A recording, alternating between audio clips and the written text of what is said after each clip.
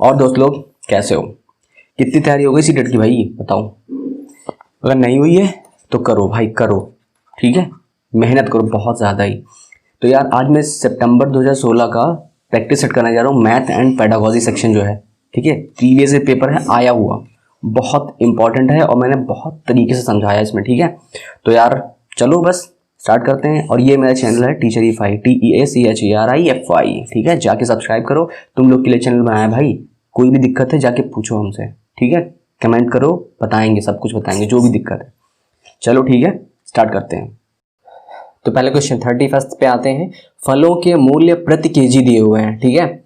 खरबूजा हमारा है 18.50 है, ये चेरी इतना दिया हुआ है, अंगूर दिया हुआ है, सेब दिया हुआ है, ठीक है। तो रेशमा ने क्या किया, 4.5 केजी खरबूजा, 1 केजी 200 ग्राम जो चेरी खरीदी, 250 ग्राम अंगूर और 1/3 केजी सेब खरीदा।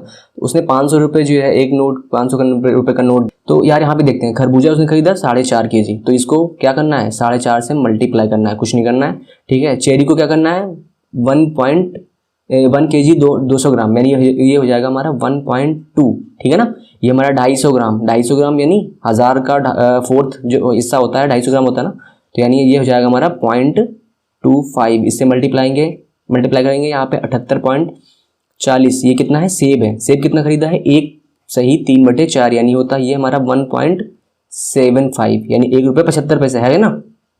तो 1.75 इसको सबको मल्टीप्लाई करना है, ठीक है। अब यार मैं मल्टीप्लाई यहाँ पे नहीं करूँगा, और इसको मल्टीप्लाई करने पे आएगा हमारा 83.25 आएगा यहाँ पे, और ये आ जाएगा 86.40, और ये आ जाएगा हमारा 30.15, ये हो जाएगा 137 ये हमारा आ जाएगा शायद 20 आएगा, ठीक है, ये हमारा 20 आएगा, 137.20, ठीक है।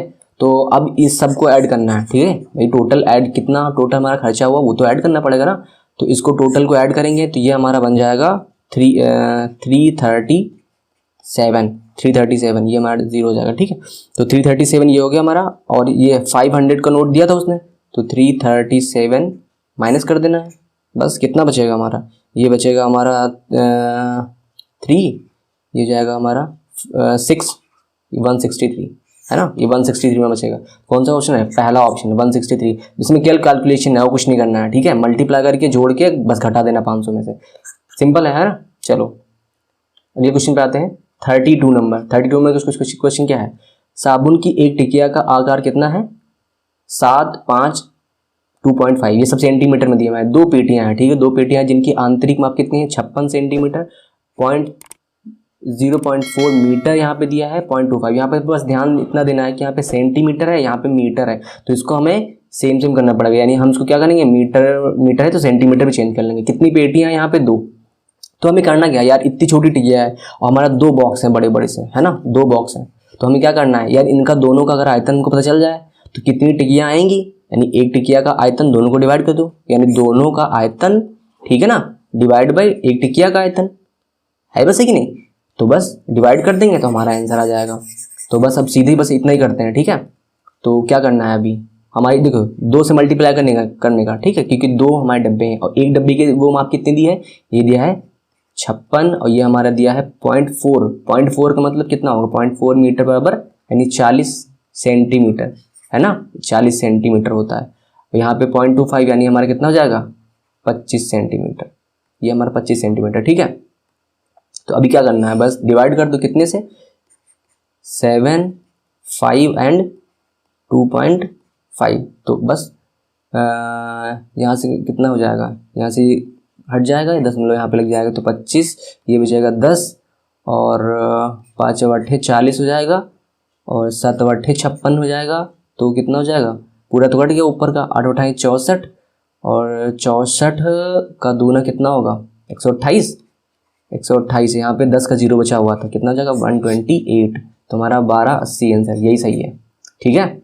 बस कुछ नहीं करना यार, दोनों का एक पूरे बॉक्स का आयतन निकालो, उसको 2 से मल्टीप्लाई करना है, ठीक है, क्योंकि 2 डब्बे हैं, और एक टिकिया जो साबुन की टिकिया है उसके आयतन से डिवाइड कर देना है, टोटल नंबर्स आ जाएंगे, ओके। तो 33 नंबर क्वेश्चन हमारा देखते हैं, एक आयत जिसकी लंबाई L जो है उसकी चौड़ाई से 3 गुना है, तो चौड़ाई मान लीजिए B है, से 3 गुना है, ठीक है, कोई दिक्कत।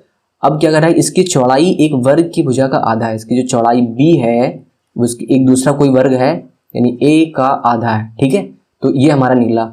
तो अब क्या है कि जिसका परिमाप 72 है, अगर परिमाप 72 है तो उसका भुजा क्या निकलेगी, वर्ग की। 4 से डिवाइड करने, 4 इंटू भुजा होता है, तो ये हमारा 18 हो जाएगा। जब ये 18 है तो हमारी b कितनी हो जाएगी, 18/2 यानी 9। ये b हमारा आ गया 9, ठीक है। तो l कितना हमारा हो जाएगा, 9 की 9, 9 दूनी 18, 9 27। तो l बराबर हो गया हमारा 27 और जो b है हमारा हो जाएगा 9, ठीक है। l इंटू बी में ये रिलेशन आ गई। तो अभी क्या कह रहा है कि हम कंडीशन चेक करेंगे क्या होगा। आयत का क्षेत्रफल वर्ग के क्षेत्रफल से अधिक है, तो वर्ग का क्षेत्रफल ये होगा 27 हमारा। आयत का क्षेत्रफल निकालेंगे तो ये हो जाएगा 9। वर्ग का क्षेत्रफल कितना होगा, 18 इंटू 18 होना चाहिए। तो 9 की 9, 9 दूनी 18 कट जाएगा इधर, और 9 से कटेगा, 9 की 9, 9 दूनी 18, 9 त्रिक 27, है ना। तो यहाँ पे बचा 3 और यहाँ पे बचा 4। 3 = 4 हो सकता है क्या, वर्ग का क्षेत्रफल। तो यहाँ पे 3 आ रहा है, यहाँ पे 4 आ रहा है, तो ये 3 वाला तो पोर्शन कम होगा ना। तो ये पहली कंडीशन तो हमारी गलत हो गई। अब अगली कंडीशन चेक करते हैं, ठीक है। पहले अगली कंडीशन में क्या कह रहा है कि आयत और वर्ग दोनों के परिमाप क्या है, बराबर हैं। तो दोनों का परिमाप निकालना पड़ेगा हमें। परिमाप निकालने के लिए क्या है, यानी l प्लस बी कितना होगा हमारा, l प्लस बी ऐसे तो होता है। अब उसका परिमाप तो 72 है ही, ठीक है। तो l प्लस बी 27 और 9 कितना हो जाएगा हमारा, 36 हो जाएगा। 2 इंटू 36 और 36 इंटू 2 72 होता है, यानी 72 इंटू 72, क्योंकि इसका तो परिमाप पहले से 72 दिया हुआ। तो आयत और वर्ग दोनों का परिमाप बराबर है, ठीक है। तो यहाँ पे बराबर आ रहा है, तो ये कंडीशन मेरी सेटिस्फाई हो रही है। इसका मतलब यही ऑप्शन हमारा सही है, ठीक है। तो आगे मैं नहीं कर रहा हूँ कि, लेकिन फिर भी आप चाहें तो कर सकते हैं, कोई दिक्कत नहीं है उसमें, ठीक है। 34 नंबर क्वेश्चन पे आते हैं। निम्नलिखित में से कौन सा सही नहीं है। पहली चीज तो ये ध्यान रखो कि कौन सा सही नहीं है उसकी बात कर रहा है। तो 55 लीटर 55 मिलीलीटर 55 लीटर और 55 मिलीलीटर इज इक्वल टू इतना 55.55 इतना होता है क्या। तो देख लेते हैं लीटर में, 1 लीटर में कितने होता है, 1 लीटर बराबर 1000 मिलीलीटर ना। तो अगर 55 हमें लीटर लिखना हो तो 3 0 लगा दो, ठीक है। 55 लीटर हो गया। 55 मिलीलीटर, तो 55 मिलीलीटर तो सिंपल ऐसे ही हो जाएगा। अब इसको अगर जोड़ो तो कितना आएगा, 55 0 55 55055 ऐसा होना चाहिए कुछ। अगर हाँ, अब ये तो हमारा हो गया ml में, क्योंकि हमने ml में कन्वर्ट कर लिया था। अभी क्या कह रहा है, इसमें लीटर में दिया, तो लीटर में कन्वर्ट के लिए कितना, 3 0 बाद फिर दशमलव लगाना पड़ेगा हमको, लगा दिया। तो हमारा ये होना चाहिए 55.055 ऐसा होना चाहिए ना, तब सही होता। लेकिन ये हमारा 55.55 दिया हुआ है, तो ये हमारा पहला ऑप्शन, मतलब क्योंकि हमारा नहीं पूछा है तो यही हमारा सही नहीं है, तो ऑप्शन तो हमारा पहले सही हो गया। ये कंडीशन कहाँ है सही। अगर अगली देखते हैं तो 205 ग्राम यानी 2005 ग्राम है। तो इसको अब भाई केजी में बदलना है, तो क्या पीछे से 3 0 बाद दशमलव लगा दो, सही है। तो ये कंडीशन तो हमारी सही हो रही है, लेकिन हमारा नहीं पूछा है, तो ये ऐसे ही तीनों सही है। देखो 10 का शतांश क्या होता है, 100वां अंश, यानी 10 का 100वां अंश। सिंपल सी बात है भाई, 1/10 इक्वल टू कितना हो जाएगा, इतना ही तो आएगा 0.1। अब तीसरा ऑप्शन भी देख लेते हैं, ठीक है। घनाभ का आयतन जिसकी लंबाई 45 दी है, 15 है और ये 40 दी हुई है, ठीक है। किसके यहाँ पे 0.3 मीटर, इसको मीटर सेंटीमीटर में कन्वर्ट कर लेते हैं, कितना होगा 30 इंटू 30 इंटू 30, मतलब बराबर होना चाहिए क्या, देख लेते हैं बराबर है क्या। तो अगर हम 15 से इसको डिवाइड करें, 15 15 15 दूनी 30 कट जाएगा, और 15 से काटें तो 15 15 15 दूनी 30 और 15 3 45 सीधे कट रहा है, ठीक है। यहाँ से 1 0 काट दिया, 1 0 यहाँ से कट गया, तो 2 दूनी 4 और 4 4 3 12, यहाँ पे 12 हो गया, और यहाँ पे होगा 4 3 12, ठीक है। तो ये भी 12 हो गया, तो ये भी कंडीशन सेटिस्फाई हो रही है। तो मतलब ये ऑप्शन सही है, और हमारा नहीं जो पूछ रहा है तो हमारा पहला वाला ही गलत है, तो यानी हमारा आंसर यही हो जाएगा, ठीक है। 35 नंबर क्वेश्चन है। 2 अंकीय संख्या को, 2 अंक की कोई संख्या मान लेते हैं, मान ले 12 है, ठीक है। संख्या को दूसरी 1 अंकीय संख्या से, ठीक है, 1 अंकीय मान लेते हैं 3, ठीक है, से गुणा करने पर, या 2 अंकीय संख्या से, या ठीक है 12 × 13 2 अंक की दोनों संख्या है ना, ये 1 अंक की हो गई। गुणा करने की प्रक्रिया जो है, इसकी जो प्रक्रिया की बात कर रहा है, निम्नलिखित में से कौन सी जानकारी होना जरूरी है निम्न में से, ठीक है। तो गुणन विभाजन के प्रतिलोम के रूप में, यहाँ पे मल्टीप्लाई, यहाँ पे इसमें कोई विभाजन जैसा कोई रूल लगता ही नहीं है, ठीक है। तो ये हमारा गलत हो जाएगा। योग का क्रम विनिमय गुण, जो योग का क्रम विनिमय गुण ये होता है कि मान लो अगर a प्लस b है तो b प्लस a दोनों ही बराबर आएंगे, है ना। भाई 3 में 4 जोड़ो या 4 में 3 जोड़ो, आएगा तो नहीं। तो ये हमारा, तो ऐसा तो यहाँ पे कुछ लग नहीं रहा है, तो ये भी हमारा गलत, ये भी गलत हमारा।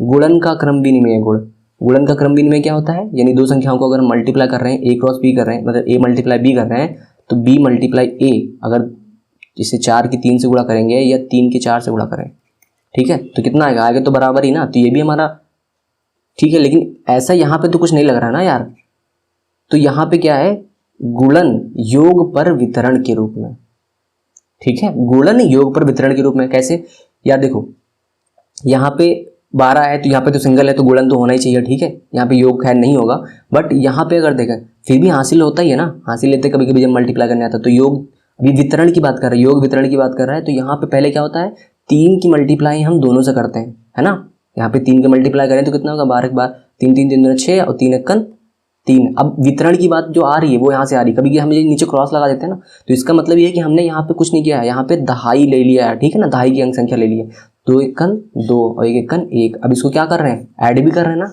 ऐड भी कर रहे हैं, तो ये इसलिए पहले ये फोर्थ ऑप्शन सही है, ठीक है। जब ऐसी चीज़ है तो गुणन योग पर वितरण के रूप में, तो यहाँ पे ये भी समझ लिए क्रम विनिमय क्या है, गुणन का, योग का, ये बहुत पूछता पेपर में, ठीक है, तो हमारा ऑप्शन ये सही होगा।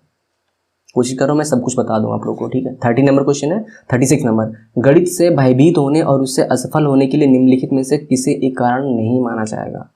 यार ऑप्शन तो पहले ही और सबसे पहले ही सही है, लैंगिक भेद। यार लड़की हो या लड़का हो, इसमें कोई डरने की बात नहीं है, मैथ सभी कर सकते हैं, ठीक है, आप लोग की बात भी कर रहा हूँ, लड़कियों जो भी हो, ठीक है, डरने की जरूरत नहीं है, ऐसा नहीं है लड़के कर रहे हैं तो लड़कियां नहीं कर पाएंगे। तो अगर आपको इस चीज़ से डर लग रहा है कि यार मैथ तो लड़कों के लिए है, ये कठिन चीज़ें लड़कों के लिए है, तो आपका भ्रम है, ठीक है। तो ये हमारा लैंगिक जो है लैंगिक भेद जो है हमारा असफल होने का कारण नहीं है, तो ठीक है, आप लोग को असफल तो बिल्कुल नहीं होना है, तो यही हमारा ऑप्शन सही हो जाएगा, क्योंकि नहीं माना है। बाकी क्या है, अच्छा अच्छे अनुभव, लड़के या लड़कियों में समान अनुभव होते हैं, प्रतीकात्मक संकेत, इससे कोई मतलब ही नहीं है, इसमें चीज़ें तो असफल होने की रीज़न तो नहीं है, ठीक है ना। गणित की संरचना, इसका लड़के लड़की से कोई मतलब नहीं है, ठीक है। 37 नंबर क्वेश्चन है, 2 दशमलव संख्याओं के योग की संकल्पना, ठीक है, 2 दशमलव संख्याओं के योग की संकल्पना को पढ़ाने के लिए निम्नलिखित में से शिक्षण अधिगम का कौन सा सर्वाधिक उपयोग किया जाता है, ठीक है।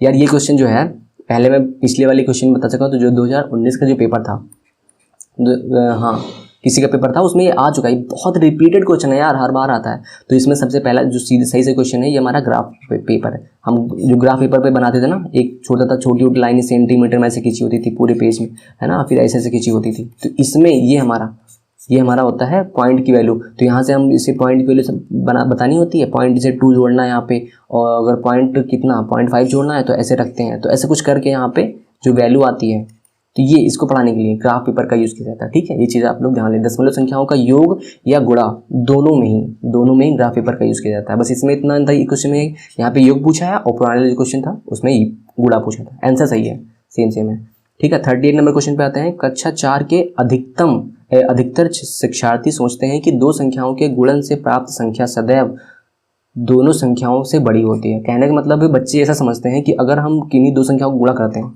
ठीक है, किन्हीं जो दो संख्याओं को गुणा करते हैं, तो जो हमारा मल्टीप्लिकेशन आएगा वो हमेशा इन दोनों संख्याओं से बड़ा ही होगा, बच्चे ही सोचते हैं। लेकिन आप यह कैसे प्रदर्शित करेंगे कि ऐसा सत्य नहीं है? तो हो सकता है आप भी इस क्वेश्चन में कंफ्यूज हो, ठीक है। तो यहाँ पे बात एक्चुअली ये हो रही है कि अगर संख्याएं पूर्ण हैं, ठीक है, तो यानी 5 और 4 की मल्टीप्लाई करेंगे तो हमेशा ज़्यादा ही आएगा।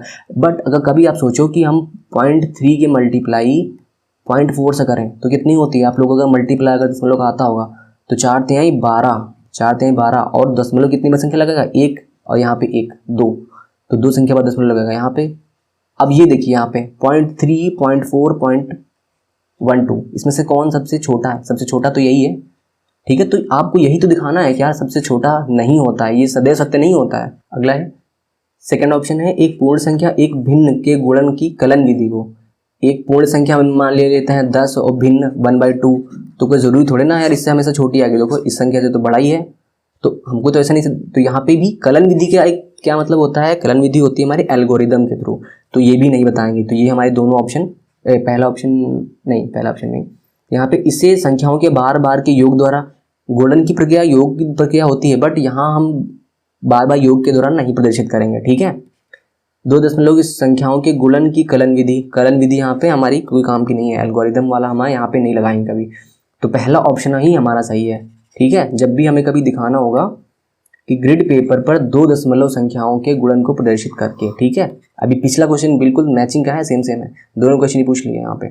ठीक है, तो हमारा ग्रिड पेपर का दशमलव संख्याओं की जब बात आएगी, जब गुणन की बात आए या योग की बात आए, तो हमेशा ग्रिड पेपर। ओके, सबसे सीधा टिक लगा दो यार, कोई डरने की बात नहीं है इसमें। 39 नंबर क्वेश्चन है, प्राथमिक स्तर पर शिक्षार्थियों को माप का संदर्भ पढ़ाने के लिए निम्नलिखित में से कौन सा कथन सत्य है। हमको अगर मेजरमेंट पढ़ाना है तो सबसे कौन सा सही है। अप्रामाणिक मापों का उपयोग नहीं करना चाहिए। अप्रामाणिक मापें वो कौन सी मापें होती हैं? अप्रामाणिक और प्रमाणिक में अंतर समझो पहले यार। प्रामाणिक मापें वो होती हैं जिनका हम लंबाई, जैसे कि खेत है या फिर किसी का प्लॉट है, उसकी जो लंबाई नापने के लिए यूज़ करते हैं ना, मैप, वहाँ जो खेतों का मैप होता है वो लेखपाल लोगों के पास होता है। ठीक है ना, तो वो जो लोग नापते हैं उनकी जो माप होती है, गुनिया जो जिससे नापते हैं, वो हमारी प्रामाणिक माप होती है। ठीक है, वो हर जगह यूज़ करते हैं। जो हम लोग स्केल डेली यूज़ में यूज़ करते हैं वो हमारी प्रामाणिक माप नहीं होती है। तो हम लोग छोटे प्राथमिक स्तर पे हम अप्रामाणिक मापों का प्रयोग नहीं करना चाहिए। गलत हम कर सकते हैं यार, क्योंकि हमें कोई असलियत में ज़मीन नापने नहीं जा रहे हैं। ठीक है, अप्रामाणिक मापों का उपयोग प्रामाणिक मापों के बाद करना चाहिए। पहले हम प्रामाणिक मापों का यूज़ कर लें, उसके बाद अप्रामाणिक यूज़ करें। यार ये तो गलत है, प्रामाणिक मापों का तो पहले हम यूज़ कर ही नहीं सकते हैं। पहले हम अप्रामाणिक मापें, जो हमारी हो सकता है कि स्केल हमारी कम ज़्यादा कभी कभी होती है, तिरछी होती है, आप लोगों का प्रिंटिंग वगैरह काफ़ी ख़राब होती है कभी कभी है, तो हमको ऐसा नहीं करना होता है। प्रामाणिक मापों का उपयोग यानी जो हमारी जो स्टैंडर्ड है, स्टैंडर्ड वालों का प्रयोग हमारा जो नॉन स्टैंडर्ड है उनके बात करना है, यानी अप्रामाणिक मापों के बात करना। ये चीज़ हमेशा ध्यान रख लीजिए। हम लोग प्रामाणिक चीज़ों का हम जो यूज़ है वो बाद में करेंगे, पहले अप्रामाणिक चीज़ें यूज़ करेंगे। ठीक है, केवल अप्रामाणिक का प्रयोग करना है ये भी नहीं कर सकते हैं हम लोग। ठीक है, अगले क्वेश्चन पे आते हैं। तो हमारा कौन सा सही था यार, इसमें देख लो, यही हमारा सही है, 3rd नंबर। अगले क्वेश्चन पे आते हैं 40 नंबर क्वेश्चन है, वास्तविक जिंदगी से गणित का संबंध बनाने के लिए अंतर विषयों को विकसित करने के लिए निम्नलिखित में से किन मूल्यांकन योजनाओं का उपयोग किया जा सकता है। ठीक है, तो यार देखते हैं, क्षेत्रीय भ्रमण, सर्वेक्षण और परियोजना। यहाँ पे क्या है, क्षेत्रीय भ्रमण तो यूज़ कर सकते हैं, सर्वेक्षण भी यूज़ कर सकते हैं यार। सर्वेक्षण में लोग बच्चे मैथ्स यूज़ करते हैं बहुत ज़्यादा। ठीक है, परियोजना कार्य में भी जो हम लोग को प्रोजेक्ट कार्य मिलते हैं उसमें भी मैथ्स यूज़ होती है। ठीक है, क्षेत्रीय भ्रमण और यहाँ पे क्या है, ड्रिल कार्य पत्रक है ना, ड्रिल एक्सरसाइज जो हमारी होती है, या जो मौखिक परीक्षा में नहीं, मौखिक है यार। यहाँ पे हम मैथ्स का जो है संबंध बनाने के लिए बहुत तरीके अच्छे से अंतर विषयों को समझ नहीं सकते हैं मौखिक परीक्षा से। पहली बात तो परीक्षा लेनी नहीं होती है।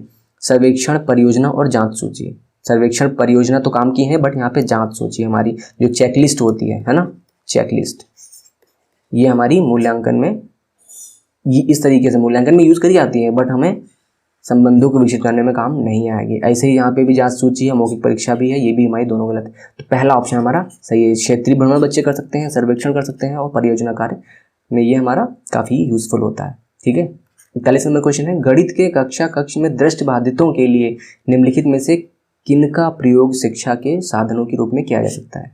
ठीक है, देख लेते हैं। कंप्यूटर, बच्चे देख नहीं पा रहे हैं, ठीक है, अंधे बच्चे हैं, तो क्या करना है, दृष्टिबाधित, अंधे हैं या फिर इनको कम दिखता है, ठीक है, दोनों ही आते हैं उसमें। कंप्यूटर यूज़ कर सकते हैं क्या? हाँ बिल्कुल कर सकते हैं यार, क्योंकि उसमें ऑडियो सिस्टम होता है। देख नहीं सकते हैं बट उसमें ऑडियो का यूज़ वो कर सकते हैं। ठीक है, संख्या चार्ट, संख्या चार्ट क्या होती है यार, जो हम लोग क्लास में लगी होती है, गिनतियाँ लिखी होती हैं 1 से 100 तक, वो हमारा संख्या चार्ट होता है। क्या वो बच्चे देख पाएंगे, दृष्टिबाधित बच्चे देख पाएंगे? नहीं। जियो बोर्ड क्या होता है यार, जियो बोर्ड समझो क्या होता है, जियो बोर्ड होता है ऐसा, ठीक है, इसमें छोटी छोटी कील लगी होती है यहाँ पे, ठीक है, ये ऐसे ऐसे कील लगी होती हैं बराबर बराबर डिस्टेंस पे चारों तरफ, पूरे में लगी होती हैं।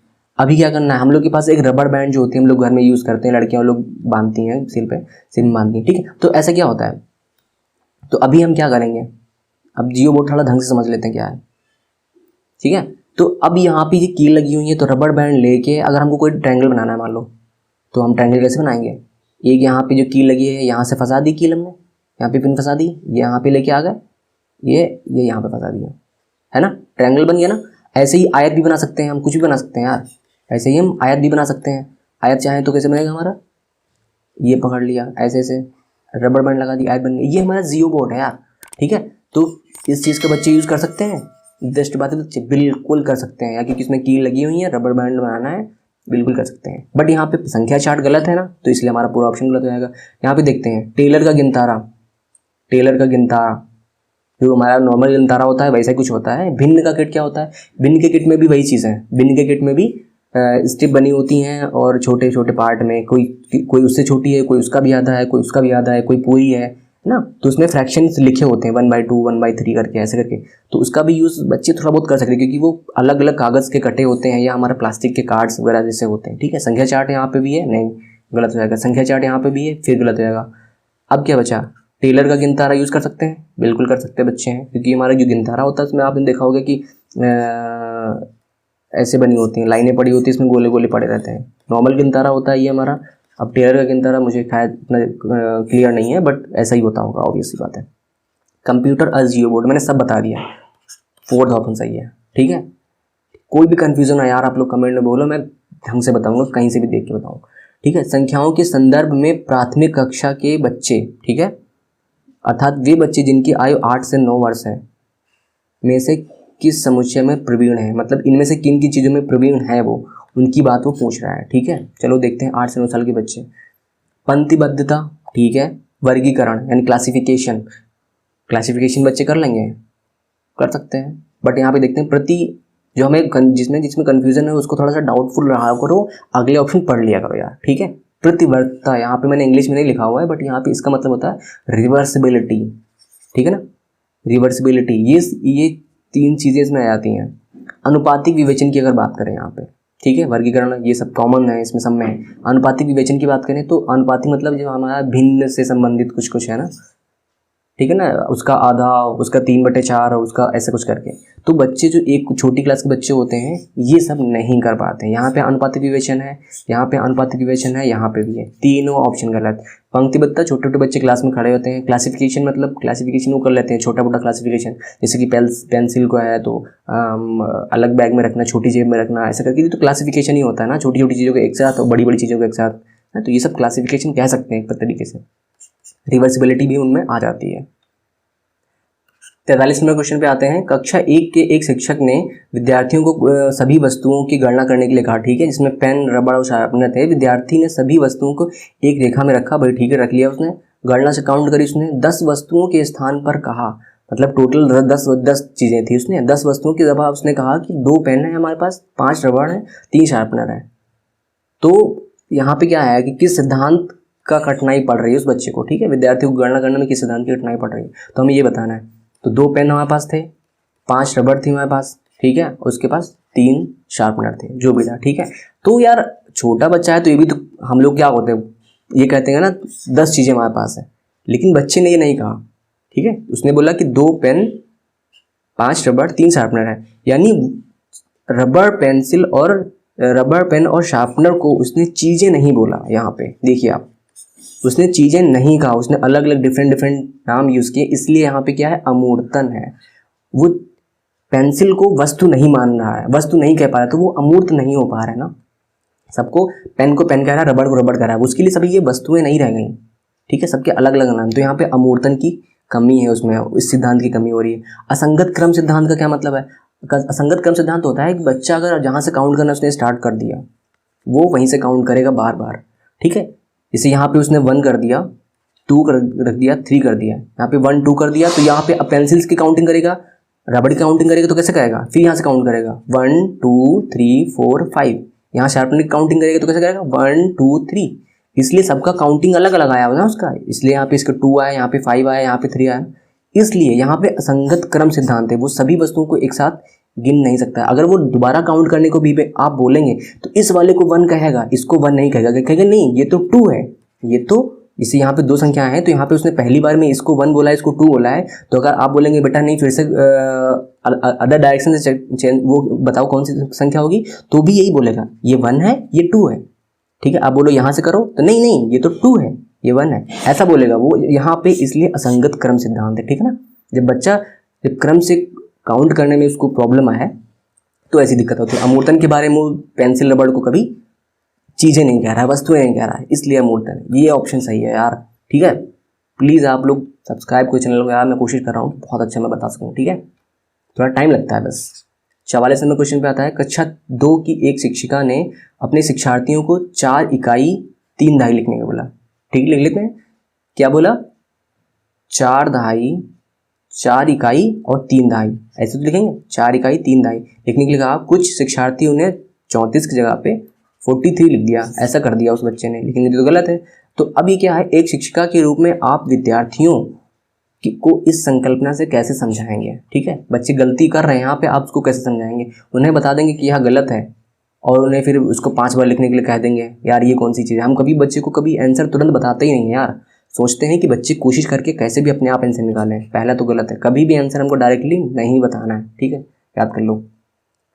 हमेशा दहाई और इकाई के स्तंभों में लिखना, यार हमने ये क्या है, इकाई का स्तंभ बना लिया, दहाई का इकाई, दहाई सैकड़ा, ऐसे नहीं बनाना है हमको। ठीक है, ये स्तंभ नहीं बनाना है, जिससे कोई भ्रम ना हो, ये सब चीज़ें नहीं। क्योंकि यार हमें ऐसा थोड़ी नहीं है कि बता देंगे भाई रट लो, ऐसे ऐसे लिखना है। हमें बच्चों को समझाना है यार। स्तंभ विधि में अभ्यास करने के लिए बहुत सारे प्रश्न देंगे यार, अभ्यास करने के लिए बहुत सारे प्रश्न देने की जरूरत नहीं है। और फिर स्तंभ विधि वही जो हम बता रहे हैं। ठीक है, ये तो दोनों गलती होंगे। यहाँ पे देखिए, विद्यार्थियों को गिनतारा पर, है ना, छोटे बच्चे हैं यार, कक्षा 2 के बच्चे हैं, तो गिनतारा पे आराम से रख के समझेंगे। जैसे कि यहाँ पे है, ये गिनतारा हमारा है, यहाँ पे ऐसे वो छोटी छोटी बॉल्स रखी होती हैं, है ना, ये हमारा इकाई हो गया, ये दहाई का पोर्शन जो हो गया, ये सैकड़ा का हो गया। इस तरीके से हम समझाने की कोशिश करेंगे। ठीक है, तो हमारा 4th ऑप्शन सही है। 45 ने क्वेश्चन पता है, गणित में प्रतिचित्रण, प्रतिचित्रण मतलब मैपिंग की बात हो रही है, मैप बनाने की बात, सिंपल। ठीक है, के बारे में कौन सा कथन सत्य नहीं है? कौन सा गलत वाला ढूंढना है हमको, ध्यान रखो। प्रतिचित्रण का यानी मैपिंग का गणित के कई विषयों से समाकलन होता है, बिल्कुल होता है यार। गणित, ज्योग्राफी, ये सब चीज़ें, हिस्ट्री तो खैर थोड़ा बहुत हाँ कह सकते हैं कि कितना क्षेत्र था, कितना क्षेत्रफल था, ऐसा करके काम आ सकता है। तो ये तो हमारा सही है, ऑप्शन नहीं इसके हिसाब से, है ना। प्रतिचित्रण में समाकलन होता है, इसलिए मैं कह रहा हूँ। प्रतिचित्रण स्थानिक चिंतन, स्थानिक चिंतन क्या होता है? स्पेशल, ये होता है, इसको थोड़ा स्पेशल, ये एक स्पेशियल होता है ना, वो वाला नहीं है। स्पेशल मतलब स्थानिक चिंतन में क्या होता है यार, चीज़ें कितना ऊंचाई पे है, कितना डिस्टेंस है, उसका आकार प्रकार कैसा क्या है, ये हमारा स्थानिक चिंतन होता है। ठीक है, वस्तुओं के आकार प्रकार के बारे में जब हम उसको समझते हैं, ठीक है, बाहर वगैरह के बारे में समझ लें, तो ये हमारा स्थानिक चिंतन हो जाता है, ऊंचाई, गहराई, ये सब चीज़ें। ठीक है, तो ये भी काम आता है, बिल्कुल सही बात है। प्रतिचित्रण अनुपातिक विवेचन को प्रोत्साहित करता है, बिल्कुल करता है भाई। अनुपातिक विवेचन के क्या मतलब है कि अगर एक बॉल रखी छोटी सी, मतलब एक बैट खेलने वाली बॉल है ना, और एक फुटबॉल रखा है, तो ये अनुपात में है ना, है दोनों एक ही चीज़ ना, लेकिन दोनों का अनुपात है, कुछ ये छोटी है, ये थोड़ी बड़ी है ना, डायमीटर वगैरह सब कुछ। तो ये हमारा अनुपातिक विवेचन को प्रोत्साहित करती है। ठीक है, गणित जो है प्रतिचित्रण नहीं, मैपिंग गणित का भाग नहीं है यार, गलत हमेशा ही है वो। तो यही ऑप्शन है, क्योंकि हमारा गलत वाला ही पूछा उसने, तो यही हमारा ऑप्शन सही है। ठीक है, 46 आकृतियों के निम्नलिखित पहलुओं में से किसका प्राथमिक स्तर से कोई संबंध नहीं है? प्राथमिक स्तर से किसका संबंध नहीं है? पैटर्न का होता है यार। चौपड़ क्या होता है? चौपड़ बहुत लोग को समझ ही नहीं आता यार। चौपड़ क्या होता है यार? जो हम लोग के यहाँ घर पे कभी आपने देखा होगा, घर पे या कहीं भी आपने देखा हो, ठीक है, हमेशा शेड करने के लिए आते हैं। अगर आपके पास बहुत से ऐसे करके चौकोर वाले हों, या आपने देखा होगा कभी ऐसे बने होते हैं ऐसे करके, ठीक है, या ऐसी छोटी छोटी डिज़ाइन होती हैं, तो हम लोग को मैच कराना होता है, फिर ऐसे करके ऐसे बनाते रहते हैं हम लोग, ठीक है, फिर इसको ऐसे करके, ठीक है। तो ये ऐसे करके हमेशा बनाते रहना, मतलब इनके बीच में कभी गैप ना आने पाए, इनके बीच में कोई गैप ना आए, जो डिज़ाइन बनती है हमारी ऐसे करके। कुछ भी बनाओ यार, ठीक है, कुछ भी बनाओ, गोल बना सकते हो, कैसे बनाओ, तो बिल्कुल, बट इनके बीच में गैप नहीं होना चाहिए, है ना। तो ये हमारा होता है चौपड़, एक आलेखन टाइप से मान सकते हो यार आप लोग, ठीक है, बट उसमें गैपिंग नहीं होनी चाहिए।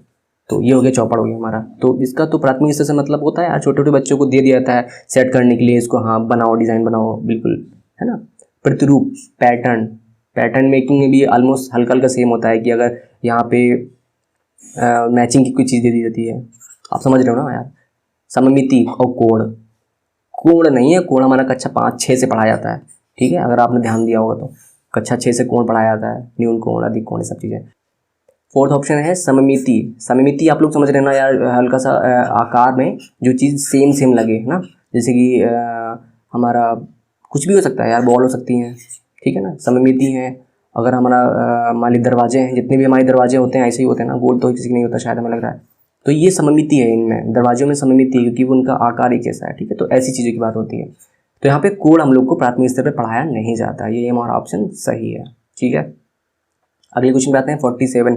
गणितीय खेल एवं पहेलियां मदद करते हैं, किस चीज़ में मदद करते हैं? पहला ऑप्शन देख लेते हैं, गणित के प्रति सकारात्मक अभिव्यक्ति को, यानी पॉजिटिव एटीट्यूड, बिल्कुल सही बात है। गणित और प्रतिदिन के विचारों के संबंध स्थापित करता है, बिल्कुल करता है भाई। गणित को आनंददायक बनाता है, बिल्कुल बनाता है। समस्या समाधान के कौशल को प्रोत्साहित करने में, बिल्कुल करता है यार। सही विकल्प का चयन करना है, चारों तो सही है हमारे, थर्ड ऑप्शन सही है बस, ठीक है। 48 नंबर में दिया हुआ है, एक दिए हुए आयत और समांतर चतुर्भुज का क्षेत्रफल समान है, ठीक है। एक आयत है हमारे पास ऐसा, ये आयत हमारा, ठीक है, बिल्कुल ये 90 डिग्री होते हैं, ठीक है, ये हमारा आयत है। और समांतर चतुर्भुज मान लो ऐसा दिया हुआ है हमारा समांतर चतुर्भुज, ठीक है, ये बराबर होती है हमारी, और ये बराबर और समांतर होती है। इसमें ये बस इसमें 90 होता है, बस अंतर इतना होता है कि ये 90 होता है, ठीक है, बस। और कुछ बाकी सब कुछ सेम होता है, पैरेलल होती हैं, आमने सामने की बजाय बराबर होती हैं, और आमने सामने के कोण बराबर होते हैं, ये बराबर होता है, ये बराबर होता है, ऐसा कुछ करके, ठीक। चलो मैंने सब कुछ बता दिया इस बारे में। अब क्या कह रहा है, आज क्षेत्रफल दोनों का बराबर है, क्षेत्रफल बराबर है, लेकिन दिखने में एक जैसे तो नहीं है। परंतु कक्षा 4 के अनेक शिक्षार्थियों ने उत्तर दिया कि समांतर चतुर्भुज का क्षेत्रफल अधिक है। बच्चों को ये लग रहा है कि इसका जो क्षेत्रफल है वो ज़्यादा है। तो आप कैसे समझाओ कि नहीं ऐसा नहीं है, बराबर है, तो किस तरीके से आप बताओगे? तो क्या आप ग्राफ पेपर का यूज़ करोगे, कागज़ मोड़ के करोगे? आप कागज़ मोड़ के देख लो, क्या कभी सेम पैटर्न बना सकते हो, सममित सिमेट्री बना सकते हो इसके जैसा? नहीं बन पाएगा यार, तो बच्चे समझ नहीं पाएंगे। पैमाने का प्रयोग आप क्षेत्रफल नहीं नाप सकते यार, ठीक है। और उसको क्षेत्रफल निकालने के लिए अगर लंबाई नाप भी ले तो आपको मल्टीप्लाई तो करना ही पड़ेगा ना, फॉर्मूला तो लगाना ही पड़ेगा। जियो बोर्ड का प्रयोग से यहाँ से हम कर भी नहीं कर सकते हैं। हाँ, जियो बोर्ड का प्रयोग यहाँ पे क्षेत्रफल कहाँ से निकालोगे यार उसका?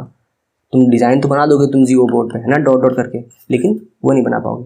हाँ, पहला ऑप्शन जो हमारा ग्राफ पेपर हमेशा, ठीक है, ग्राफ पेपर लिया, क्योंकि ग्राफ पेपर की जो डिस्टेंस होती हैं, छोटे छोटे बने होते हैं, तो हम ये डिज़ाइन, है ना, ऐसा उस पर बना के इसकी जो बीच में खाने होते हैं, ये कोशिश करेंगे कि यहाँ पे अगर इसको हम कट कर लें, यहाँ पे देखो, यहाँ से कट करके उठा के यहाँ रख दो, है ना। अभी ये अब क्या हो गया, आयती तो हो गया यार एक तरीके से।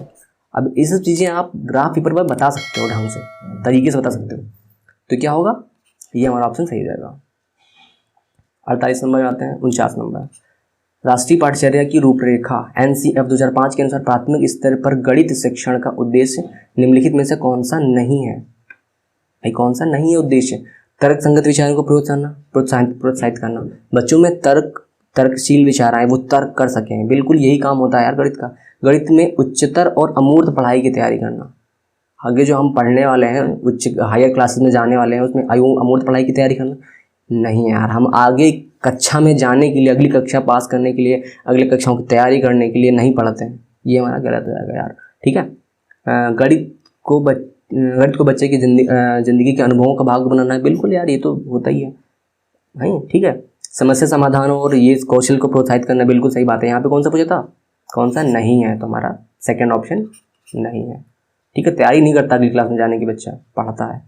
50 नंबर क्वेश्चन करते हैं, 2000 कितना है, 29,503 में 5 के स्थानीय मान, देख लो स्थानीय मान कैसे निकालते हैं, ढंग से देख लेना, ठीक है। ये हमारा इकाई का पोर्शन है, ये दहाई का पोर्शन है, ये सैकड़ा का है, तो ये हमारा 5 लिखो, और सैकड़ा मतलब 2 0 ना, ये किसका है, किसका, इसकी पोजीशन का, ठीक है। ये हमारा 500 हो गया, ओके। यहाँ पे क्या है, 32,073,2071, ठीक है, ऐसा कुछ करके। तो यहाँ पे क्या है, 7 का अंकित मान, स्थानीय मान और अंकित मान में अंतर ये होता है। यहाँ पे ये जो है स्थानीय मान है, अगर यहाँ पे हम बात करें 5 का अंकित मान कितना है, तो इस संख्या में 5 का अंकित मान 5 ही है। जिस संख्या का पूछ लो वो वही मान होता है। यहाँ पे 7 है ना, 32071, यहाँ पे तो 7 है, अंकित मान है, तो हमारे अंकित मान 7 हो गया, तो घटाना है दोनों को, तो कितना हो जाएगा, 493, यही हमारा आंसर हो जाएगा। अंकित मान स्थानीय मान में डिफरेंस याद रखो, 51, ये क्या है, 30,028, ठीक है। तो ये करके कि रिक्त स्थान पे क्या आएगा, चलो 28 इकाई की बात कर रहा है, तो हम इकाई की जगह पे 28 ले लिए, है ना। 28 इकाई हमारी हो गए, ये हमारा होगा 28,000, 28,000 में 3 0 होते हैं ना, तो ये 3 0 लगाओ, फिर लिखो 28, बना लिया हमने। अभी क्या कह रहा है कि कितने दहाई होंगे, तो हमको दहाई तो पता नहीं है, लेकिन टोटल संख्या हमको पता है कितनी है, टोटल संख्या हमारी इतनी हो गई। तो अगर हम दोनों को जोड़ लें तो हमारा हो जाएगा 28, ये 0 28, इतनी हमारी टोटल संख्या हो गई। अभी क्या करना है हमको पता तो है नहीं, तो ये हमारा इतने से 3028 से इसको अगर हम डिवाइड कर दें 2028 2028 तो हमारा कितना बचेगा, ये 0 ये हमारा बचेगा 2, तो हमारा बचेगा 2000 इतना बचा। अभी हमसे पूछ क्या रहा है, वो कह रहा है कितने दहाई होंगे। अब ये बताओ यार, दहाई का 0 तो हमको निकालना ही पड़ेगा ना, तो यानी हमारे 200 दहाई हैं, है ना। दहाई के पीछे यार कितना होता है 50 में, तो ये 5 दहाई है ना, तो यहाँ पे ये क्या हो जाएगा, ये 200 दहाई। कितने दहाई हमारे 200, ये हमारा सेकंड ऑप्शन सही हो जाएगा। बहुत छोटा क्वेश्चन है यार, लेकिन बस समझाने के लिए मैंने बता दिया था ढंग से। ये क्वेश्चन 80808 को इतने से भाग करना है यार, 80808 को भाग करना है 108 से, ठीक है, भाग कर दिया हमने, ठीक है। आगे देखते हैं प्राप्त शेषफल, हमारा जो शेषफल बचेगा, मान लो कुछ शेषफल बच जाएगा, ठीक है, को कितने से भाग करना है 90909 को कितने से भाग करना है 109 से, इससे भाग कर देंगे, ठीक है। प्राप्त शेषफल जो आएगा से भाग दिया जाता है, मतलब इसका जो शेषफल यहाँ पे जो आएगा इसको इस वाले से भाग करना है ना, इसका शेषफल को इसके शेषफल से भाग करना है। तो यार इसमें बड़ी लंबी कैलकुलेशन है, तो मैं डायरेक्ट बता रहा हूँ, ठीक है। यहाँ पे जो इसको डिवाइड करोगे तो 834 आएगा, और जो घटा वटा के ये हमारा बचेगा, ये नहीं, यहाँ पे ये जो आएगा हमारा कितना बचेगा, ये हमारा बचेगा 748 भाग करने पे, और हमारा जो शेषफल आएगा हमारा आएगा 24। ये मैंने पहले कर लिया था, बट इसमें कुछ करना नहीं यार, सिंपल भाग करना है, ठीक है। तो यहाँ पे जो शेषफल हमारा बचेगा वो बचेगा 3, है ना, ये हमारा 3 शेषफल बचेगा। अब इसको भाग करना था भाई 24 से, 3 बटे 24, तो हमारा 8 आंसर आ जाएगा, ठीक है। कैलकुलेशन करना है यार, डिवाइड करना है, आप लोग कर लेना, शेषफल बचा के डिवाइड कर देना, कोई दिक्कत नहीं। 53 नंबर क्वेश्चन पे आते हैं। 603 28 63 4, यहाँ पे रिक्त स्थान क्या हुआ यार, यहाँ इसका मल्टीप्लाई, यहाँ पे टोटल मल्टीप्लाई, यार चलो कर लेते हैं 603 और यहाँ पे 28 तो ये जाके 63 4 एंड सम वैल्यू यहाँ पे, ठीक है। तो 7 यहाँ से कितना है, 7 से कटेगा, 7 तरीके 7 चौका 28 कटेगा, 7 चौका 28 हाँ 7 से कट जाएगा यहाँ से, 7 9 63 63 कट जाएगा, बिल्कुल कट गया यहाँ पे। तो अगर यहाँ पे 4 से डिवाइड करते हैं 4 4 पे कट गया। अब कितना करोगे, यहाँ 9 से डिवाइड कर दो, यहाँ पे 9 से 60 को, 9 8 72 9 6 के 54 9 6 के 54 5 और 4 बचेगा यहाँ पे, 4 6 के 54 यहाँ पे 63 9 7 63 67 ठीक है ना, 63 हाँ 67 आ जाएगा, कोई दिक्कत नहीं है। 74 है, 200 और 400 के बीच में 30 45 60 का सबसे छोटा सार्वगुणज, सबसे छोटा सार्वगुणज क्या होता है, यानी एलसीएम निकालना हमको, सिंपल सी बात है।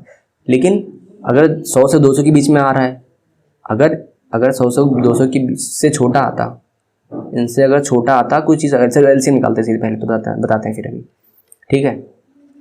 30 45 60 आप चाहे जैसे भी डिवाइड करो, बट डिवाइड करना, मैं सीधे डायरेक्ट 15 से करने लगता हूँ।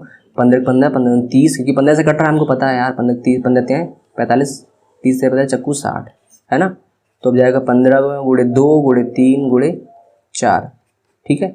अब जो भी वैल्यू आएगी ये हमारा क्या हो जाएगी, एलसीएम है, वही हमारा सबसे छोटा होता है, लीस्ट कॉमन फैक्टर। सार्वगुणज मतलब है कॉमन फैक्टर, कॉमन मल्टीप्लायर, गुणज मतलब मल्टीप्लायर होता है यार, एलसीएम लीस्ट कॉमन सबसे छोटा, ठीक है। अब यहाँ पे अब क्या, यहाँ पे डिवाइड का ऑप्शन लगाया, यहाँ पे देख जो भी आएगा वैल्यू यहाँ पे, ठीक है, जो भी वैल्यू आएगी यहाँ पे, तो यहाँ पे क्या कह रहा है कि 15 24 और 45 के सबसे बड़े सार्वगुणनखंड, सार्वगुणन हाईएस्ट कॉमन फैक्टर, फैक्टर मतलब गुणनखंड, हाईएस्ट मतलब सबसे बड़ा। तो यार एलसीएम वो निकालना है, मासा निकालना है, सीधी सीधी बात है, तो कर लो यार, मासा ऐसे भी निकाल सकते हो। 15 से करते हैं ना, 15 15 हो जाएगा हमारा, और 15 9 हो जाएगा, यहाँ से 9 बच जाएगा, तो 9 से फिर 15 को डिवाइड कर लो, 9 फिर 9 कट जाएगा, तो 9 9 6 बचेगा, यहाँ से 6 को 9 फिर डिवाइड करो यार, 6 फिर 6 जाएगा, फिर बचेगा 3, फिर 6 को डिवाइड करोगे तो यहाँ 2 बार चला जाएगा, कट जाएगा, तो हमारा ये बचेगा 3। अब 3 को 45 से भाग कर लो, तो वैसे भी कट जाएगा, 3 अंकन 3, और ये बचेगा 15, हाँ 15 बचेगा, 3 3 बचे 15 कट जाएगा, ठीक है। तो ये बचेगा 3, हमारा 3 LCM आ गया, HCF आ गया, हमारा HCF आ गया 3। तो इसको क्या करना था, डिवाइड करना था। यहाँ पे चलो इसको मल्टीप्लाई करते हैं, 15 30 हो जाएगा, 30 तियाँ 90 हो जाएगा, और 9 चौके 36 हो जाएगा, 360 हो जाएगा। तो 360/3 करना हमको है ना। तो 120 आ जाएगा, 120 आंसर हमारा। कुछ नहीं करना यार। यानी अब देखो यहाँ पे जो 200 और 400 की बात कर रहा था, जो हमारा जो आना चाहिए HCF आया, जो LCM आया हमारा, कितना होना चाहिए, 200 से 400 के बीच में होना चाहिए, है ना। देखो 200 से 400 से बीच में ही ना, 360 बीच में आएगा, बस और कुछ नहीं करना है। तो अगले क्वेश्चन पे आते हैं। 55 नंबर क्वेश्चन है, एक संख्या 100 के आधे से छोटी है। ठीक है यार, मान लेते हैं कोई संख्या है x, एक संख्या 100 के आधे से छोटी है ना, छोटे पहले बना लो, 100 के आधे से छोटी है, 4 दहाई 5 दहाई के बीच में है। 4 दहाई और 5 दहाई का मतलब है 4 दहाई और ये 5 दहाई, यानी 40 और 50 के बीच में वो संख्या लाई करती है। ठीक है, हो गया ये भी। इसके इकाई का अंक मान लेते हैं, चलो कुछ मान लो यार, ए मान लो। इकाई का अंक ए है, दहाई के अंक से एक कम है, यानी दहाई का जो इकाई का जो अंक है, इकाई के अंक से कम है, यानी दहाई का हमारा ज़्यादा होगा ना, एक ज़्यादा होगा। नहीं, दहाई बड़ा है, इकाई छोटा है। अब क्या कर रहा है, इन दोनों संख्याओं का योग, इस संख्या के दोनों अंक, ये हमारे अंक हो गए ना, इकाई का अंक दहाई का अंक, इनका अंकों का योग हमारा कितना है, 7 है। तो यहाँ पे हो जाएगा 2a + 1 = 7 हो जाएगा।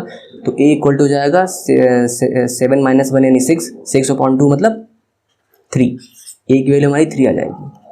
ठीक है, तो अभी क्या हो गया, अगर a 3 है तो हमारा ये कितना हो जाएगा, यहाँ पे 3 हो जाएगा, और यहाँ पे a कितना हो जाएगा, 4 हो जाएगा, ये हमारा 43 हो जाएगा।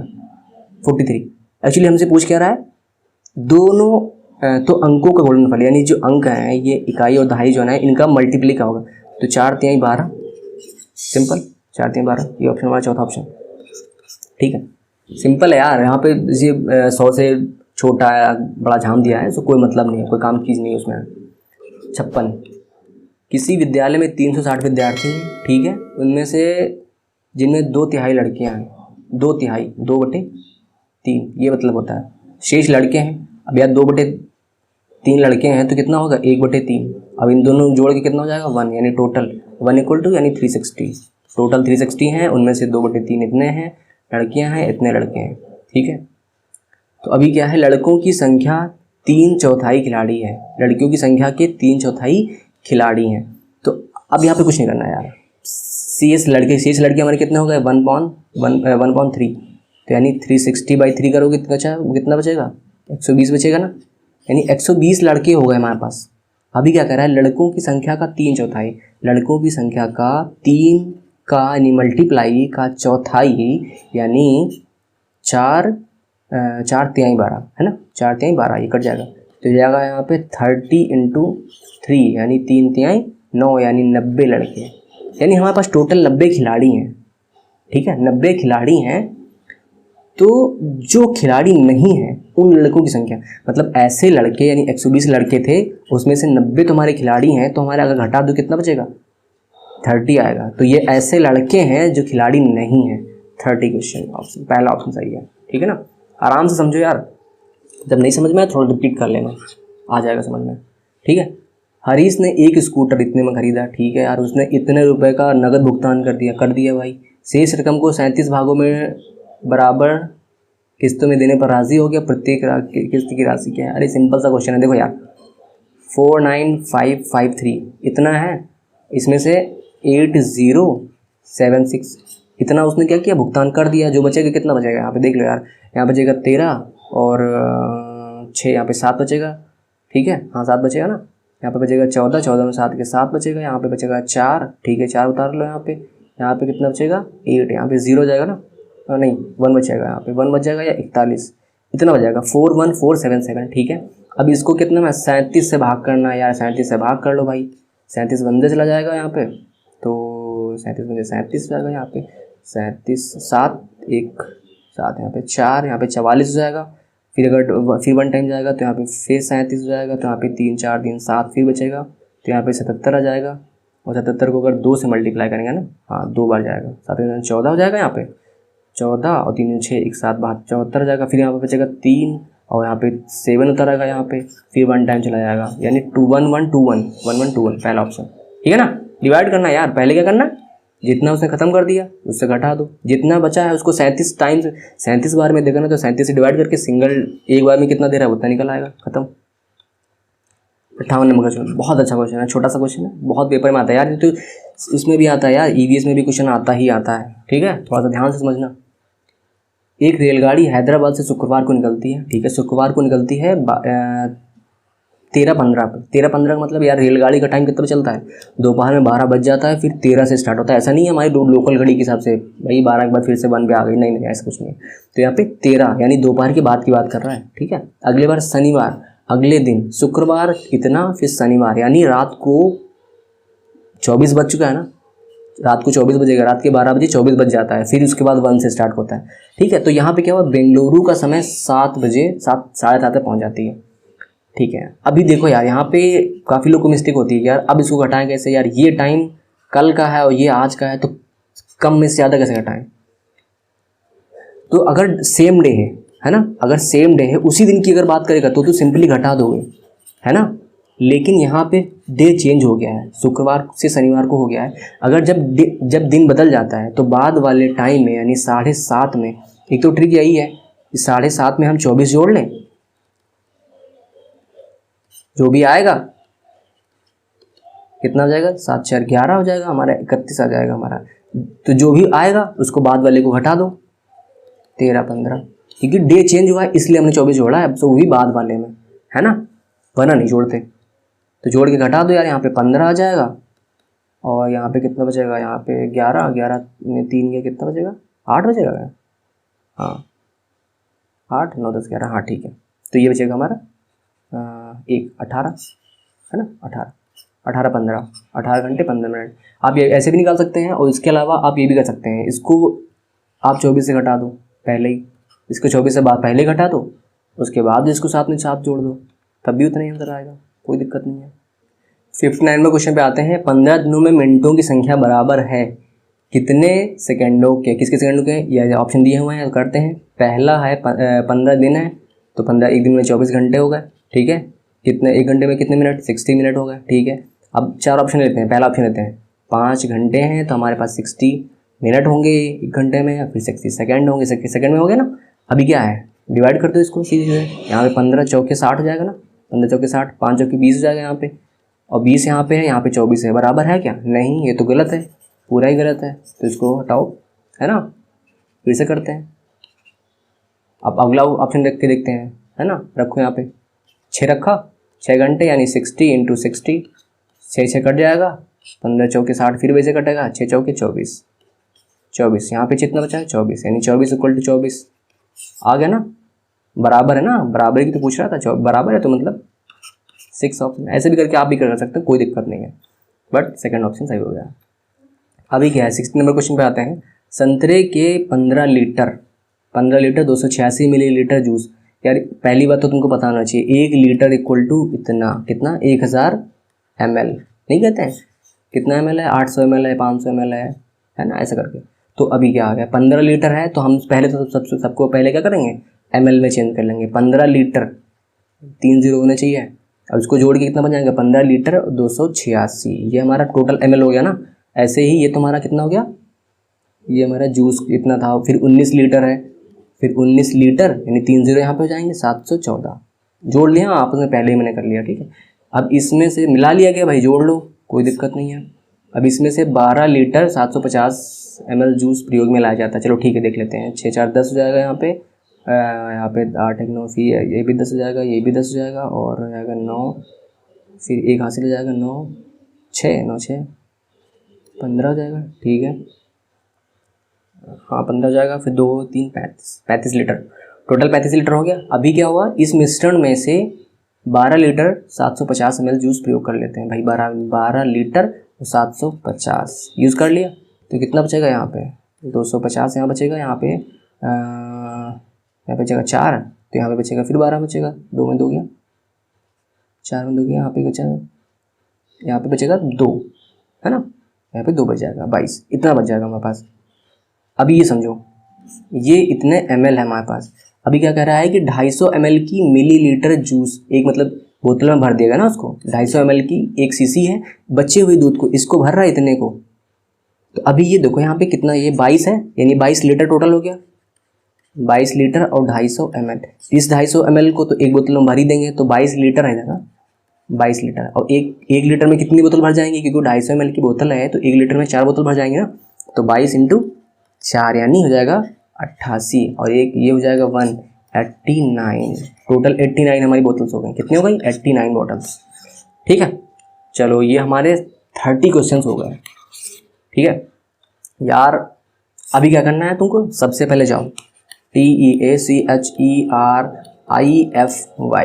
टीचरीफाई। बिल्कुल ही अलग नाम है, क्योंकि अलग लोगों के लिए बनाया है, अलग लोगों के लिए भाई, तुम्हारे लिए बनाया है मैंने चैनल। ठीक है, तो अभी इसका प्रैक्टिस सेट मिलेगा आप लोग को, लिंक मिल जाएगा प्रैक्टिस सेट। आप जब मन करे इसको आप मन करिए इसको। ठीक है, और आप चैनल सब्सक्राइब करो यार अपने दोस्तों को, सबको जिसको मैथ में प्रॉब्लम है या किसी भी सब्जेक्ट में प्रॉब्लम है, व्हाट्सएप ग्रुप में सब कुछ बना दूंगा, पर्सनल कॉल करके पूछ सकते हो आप कि हाँ क्या क्या प्रॉब्लम आ रही है। ठीक है, thank you, bye, okay, good bye.